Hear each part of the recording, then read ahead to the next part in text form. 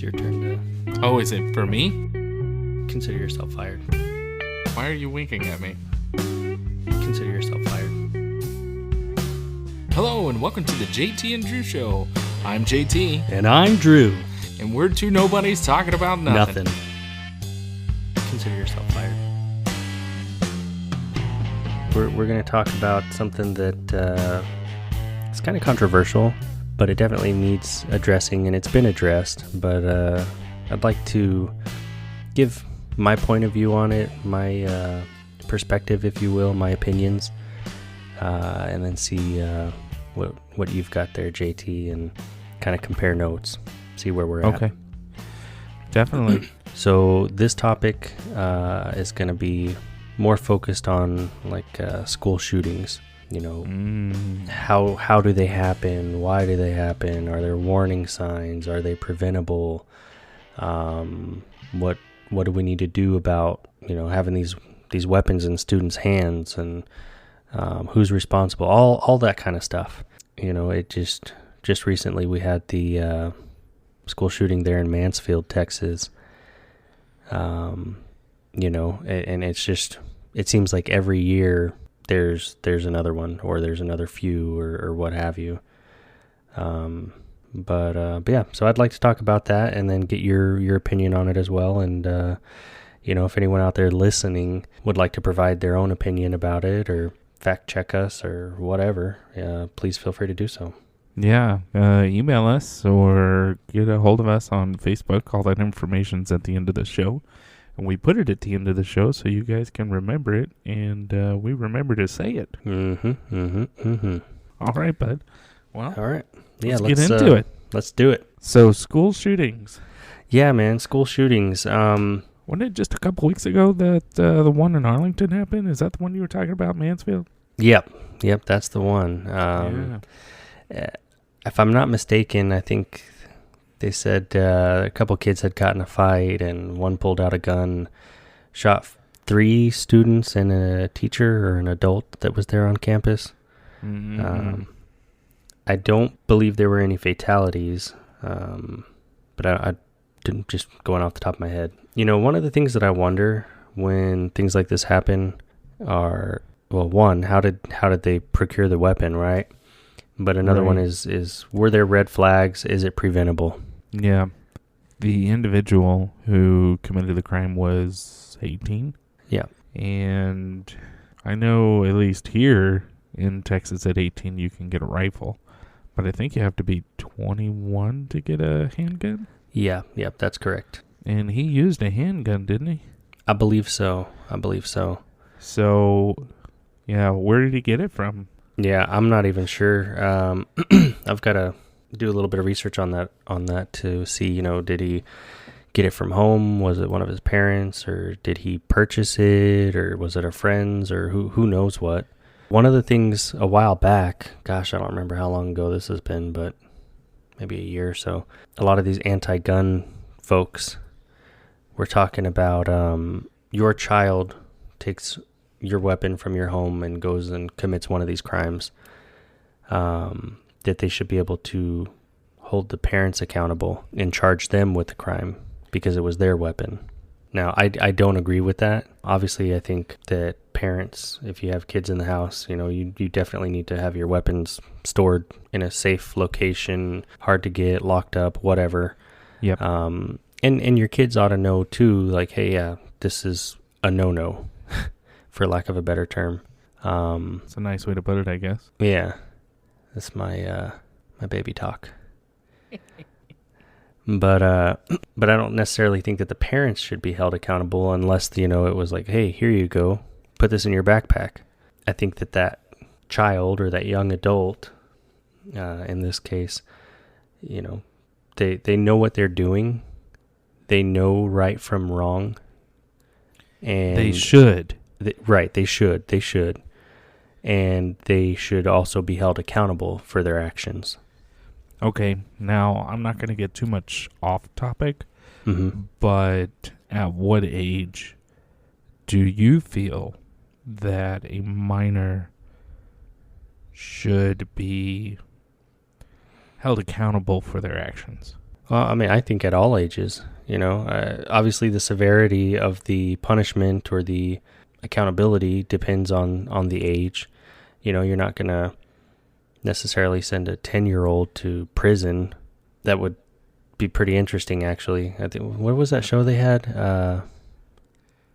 Scared the Straight. Juvies, with those kids that had attitude problems. They send them to jail. They'd send them there and try to get them straightened out. But, I don't think that's the right answer. You send a 10, 11-year-old to prison and whatnot. But, there's juvenile detention. There's fines. There's putting them to work. There's all kinds of things. So I think it's going to be a case by case. And depending on the severity of the crime committed. But there definitely needs to be accountability, because if they don't know right from wrong, hopefully that accountability would teach them, okay, what I did was not okay. Well, then let me ask you a question, and this isn't necessarily a school shooting. Sure.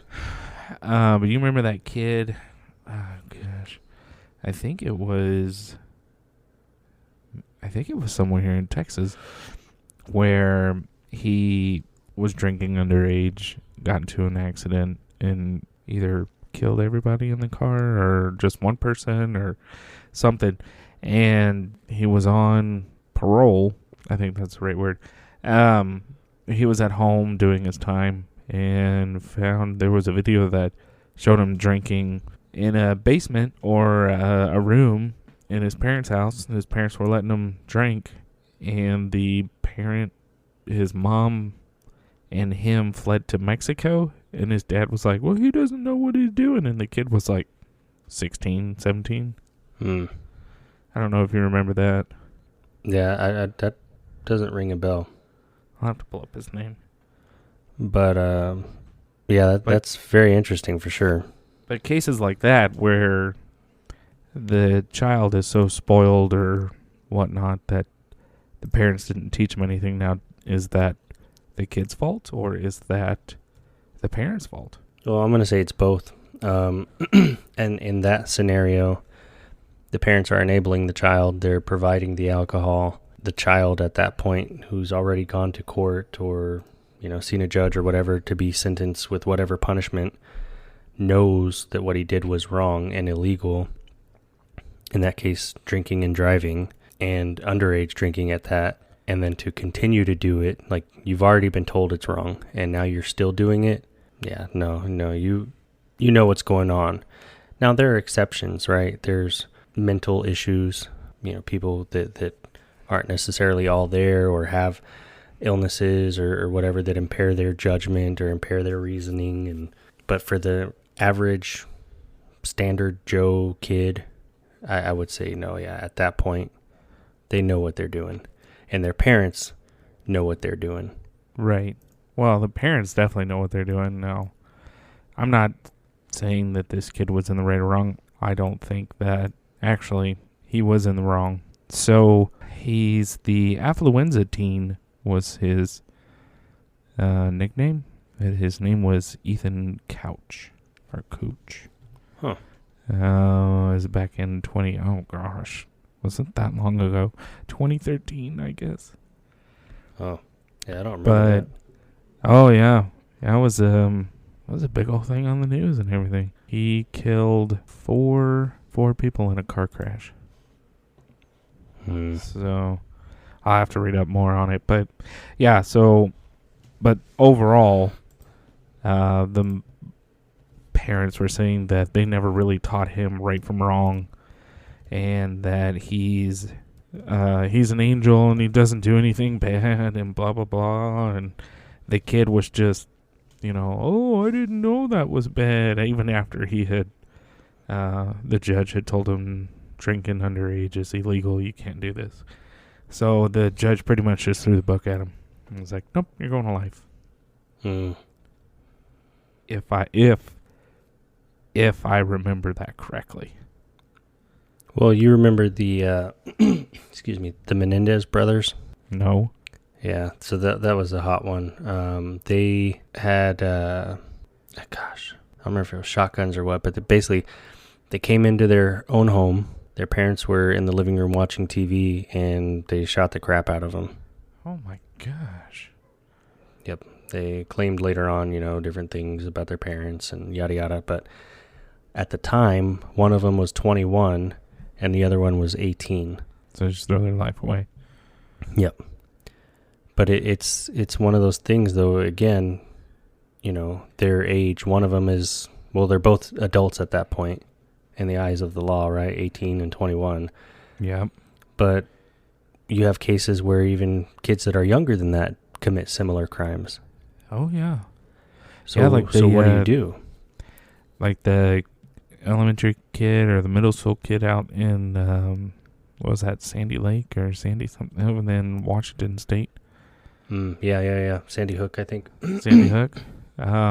That's terrible. Was that that wasn't a high schooler. That was like a middle schooler. It was like a young kid, wasn't it? I don't remember. Let me and see. It was his grandma's gun is the one he got. Sandy Hook Elementary School shooting. Yeah, but who did the shooting? That was the Connecticut, United States, when 20-year-old. Oh, it was a 20-year-old. So, obviously a problem. People need to secure their weapons. I also get it to where, you have one, let's say you have your one loaded pistol or whatever for your home defense, and it's in your night table or under your pillow. I've heard a lot of people keep it in different places. Sure. But, I mean, what do you do at that point, especially if you have kids? I can tell you what I do, but I want to hear what you would do. Well, I think a big part of it is education. I think a lot of times what you don't know gets you in trouble. So if parents choose to have guns in their homes, whether it be handguns, rifles, whatever caliber, doesn't matter, BB gun even, pellet gun, education is key. I think you need to teach them the weapon safety, the rules, how to handle the weapons, how to clear the weapons, how to basically make the weapon not something that's scary, but also they will gain the confidence in how to handle it if they ever needed to. But that way they also know the importance and the dangers and everything that goes along with it.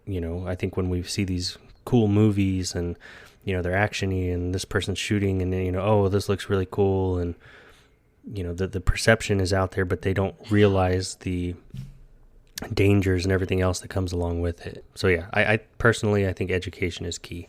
People are still going to do what they're going to do. The kid can take that in one ear and out the other and say, okay, well, forget that. I'm still going to go shoot up a building or whatever. Yeah. But at that point, I think, as the parent, hopefully, you'd be able to say, well, we did everything we could. We just have a crazy kid or what have you. That's the long version of my answer, I think. I agree with you as far as education. Having them know how to, like you said, clear it. Main thing is, so, I have kids and I have guns and my kids know how to use a weapon. I've started them out on a BB gun and a pellet gun. But I made it serious enough to let them know, hey, you never point this thing at anybody unless you're willing to take their life. You never point this at anybody. It's always downrange. It's always the target you're trying to shoot at. And we'd set up little targets in the yard or whatever, and when they got comfortable and whatnot, we started doing who can hit this and who can hit that one. Again, make it fun. I think the only one that I've let them shoot as far as powder goes is the 22. This is about as far up on that I've let them do it and let them feel the kick and make sure that they're comfortable with the noise, and because once you get into the powder, it gets loud and it gets loud. You get recoil. You get, you're getting that shock factor. Yeah, and making them comfortable is is the key to it. But every time they pick up a rifle or pick up a whatever gun that I have, let them know that, hey, this thing right here, it can kill you. You know, you've got to be safe with it. You've got to know how to clear it. And I've let my kids clean the guns that I got, the rifles and the shotguns and the everything else that I've got. I've let them clean it. So they know this is how you handle it. This is what this does. This is what that does, you know. Mm-hmm. Yeah. And then whenever we can, we'll go out to a range and we'll let them shoot it. And I don't think guns are an evil thing. I don't think kids knowing how to use and break down and clean and put back together and fire a weapon, I don't think that's bad. Just depends on how you teach them and let them know how serious that stuff is. And people are going to make their own decisions. You know, you can teach them, and what they do with that knowledge is up to them. Yeah, you know, but my kids don't know the combination to my safe, so you know. Well, there you go. Now, do you think that you said something interesting there? You said you don't think that they're necessarily evil, the guns, but do you think in the case of like a school shooting, and say it's a minor, not an adult, mm-hmm. do you think that the minor, the child, is the responsible party, or do you think that, you know, it's the gun's fault, so we need to trace it back to whoever the owner of that gun is? It's the person pulling the trigger, whether you're a minor or not. Yeah. You're making that decision to pull that trigger.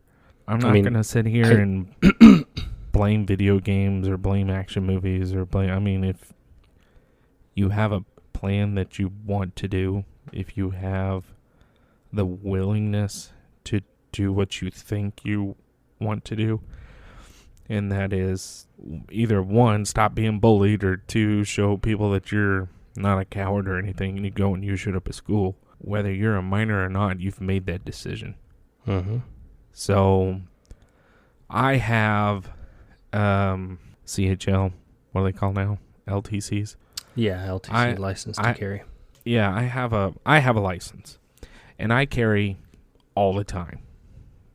And when I carry, my weapon is the moment I pull it out of the holster.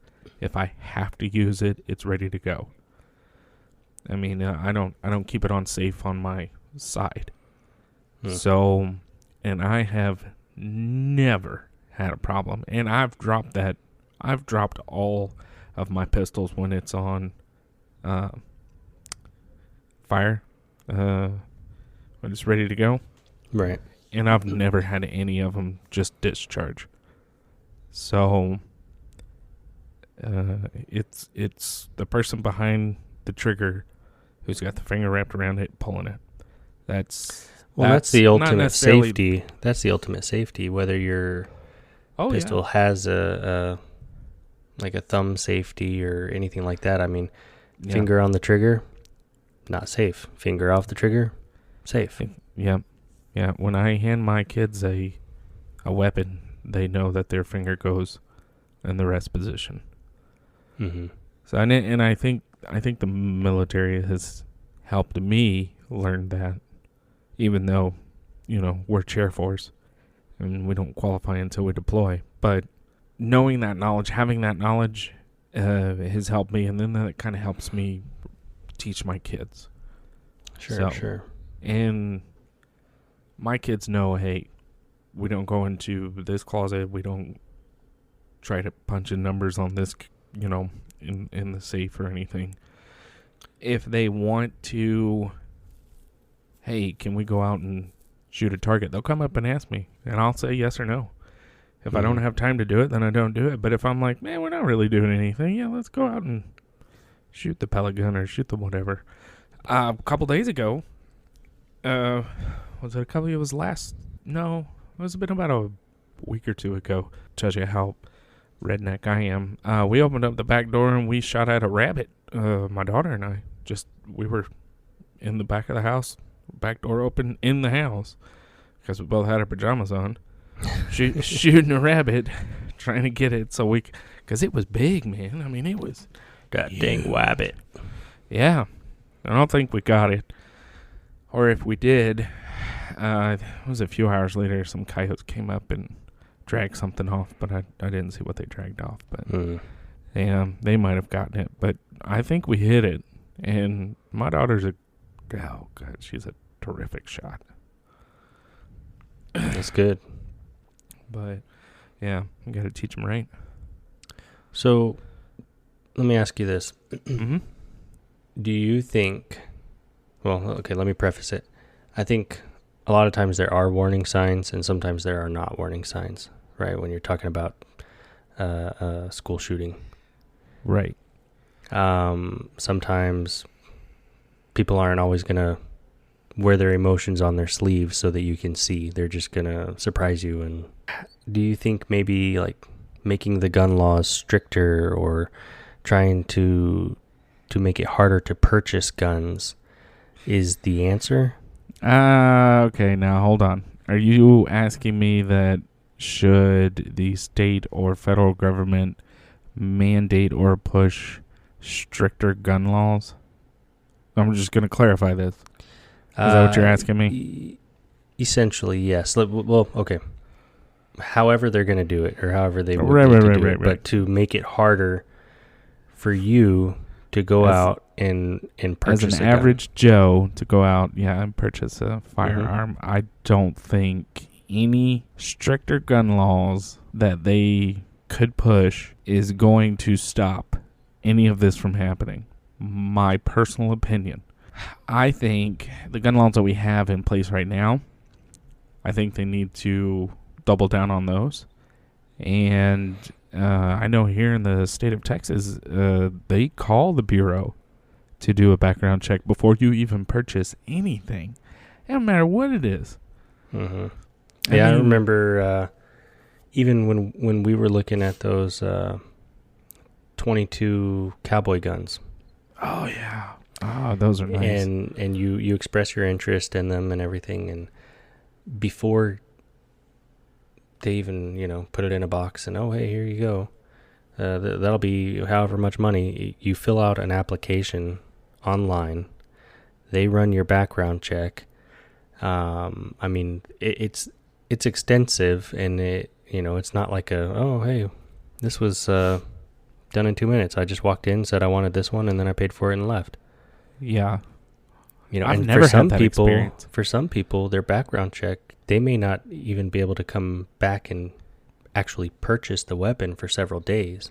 And others, you may wait an hour or two or something like that. So yeah, I'm right there with you. I agree. I don't think trying to make it any stricter. I mean, how did the person that committed the crime obtain the weapon in the first place?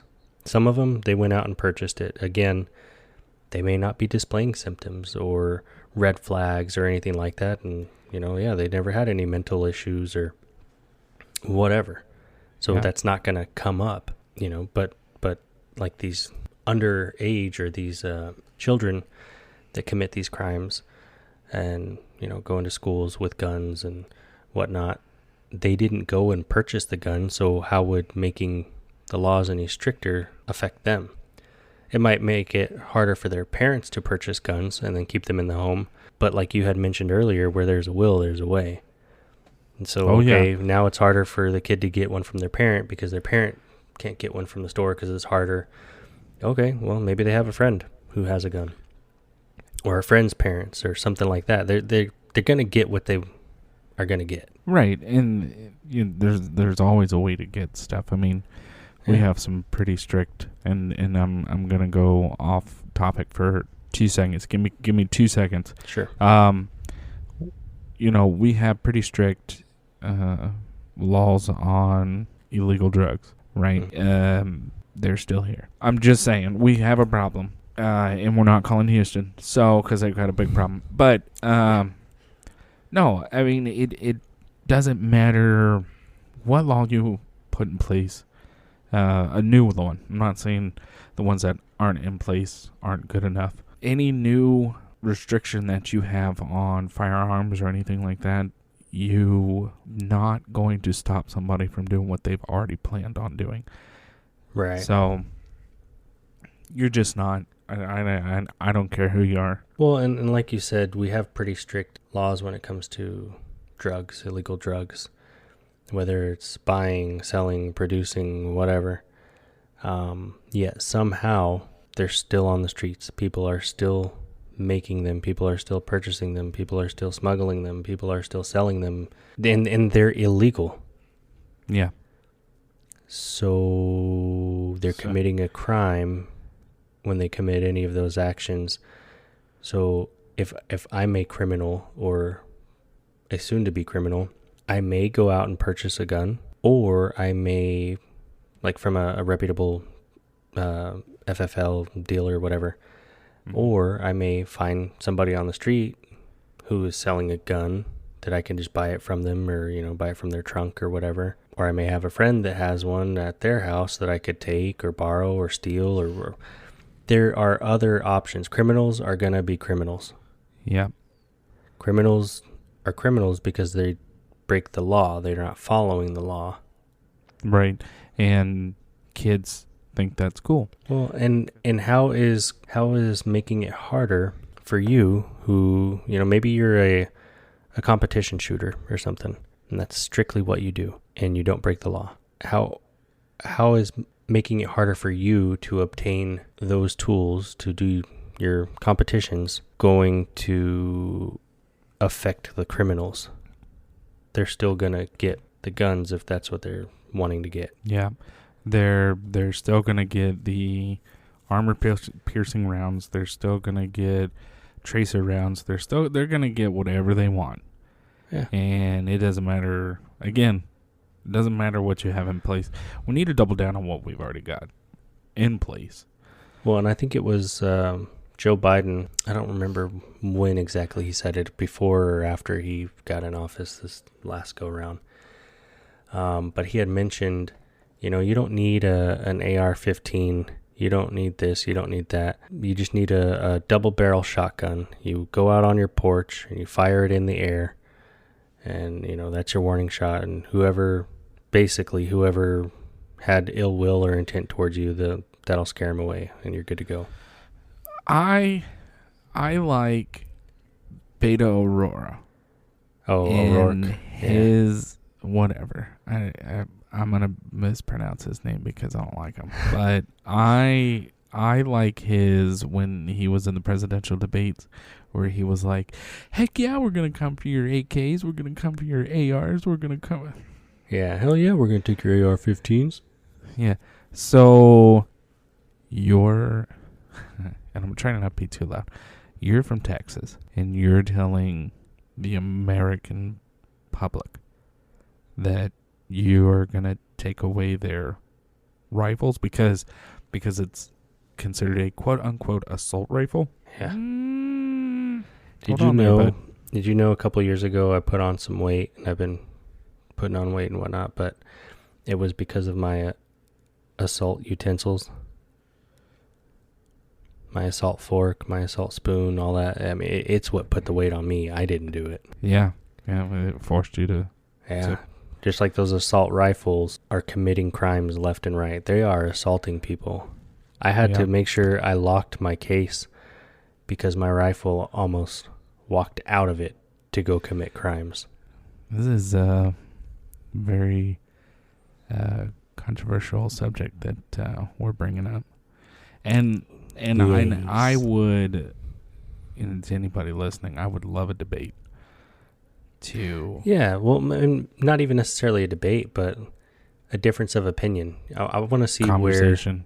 I want to see where you're coming from if you disagree with us, and not to be argumentative or not to gotcha or anything like that. I'm open to different perspectives.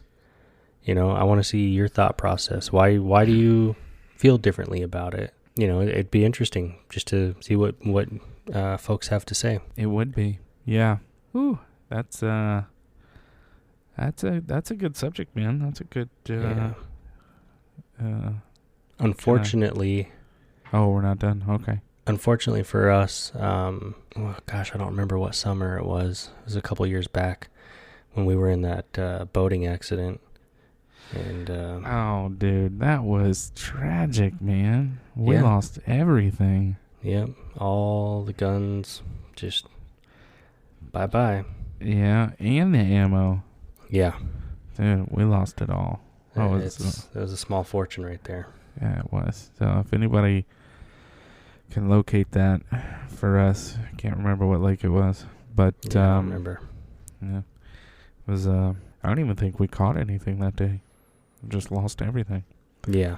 Yep. But yeah, definitely a controversial topic. Like I said, open to different perspectives. Obviously, you and me are on the same page on this one, and I think that these events are tragic when they happen, and they're definitely uncalled for. Oh, definitely. And we're not sitting here and we're not trying to belittle anything or take away any. What am I trying to say? Help me out. Come on. Minimize the severity of the. Yeah, of the exactly. You know, I could never imagine losing my children in something. In any situation, but something like that. Right.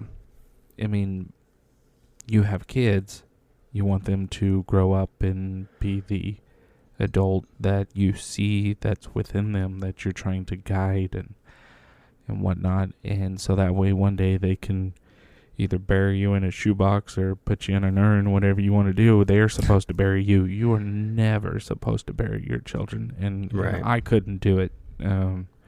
If I ever had to, they'd have to bury me with them. I couldn't.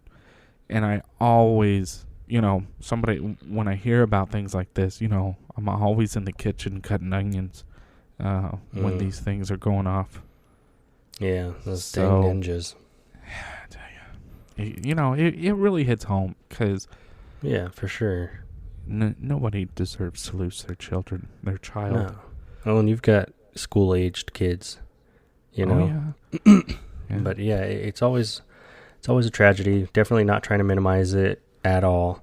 I think that it's unfortunate. I think that the criminal, whether it's underage, adult, whatever, needs to be held accountable for their actions. And I don't necessarily think that if they took the gun from home, that mom and dad should get locked up or anything like that.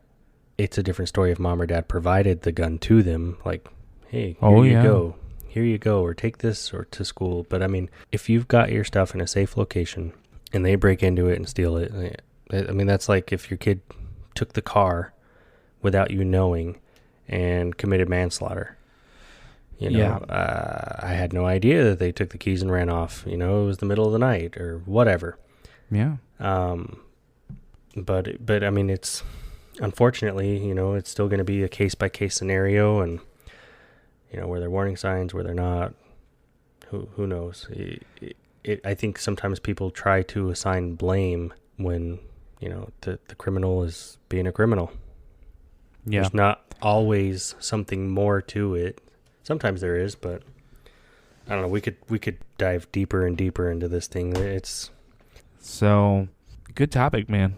I really like that one. That one kind of gets the brain going. As always, we'd like to say thank you for stopping by and listening to the podcast. Yeah, we realized that you could have been doing anything way more productive, but you chose to waste your time with us.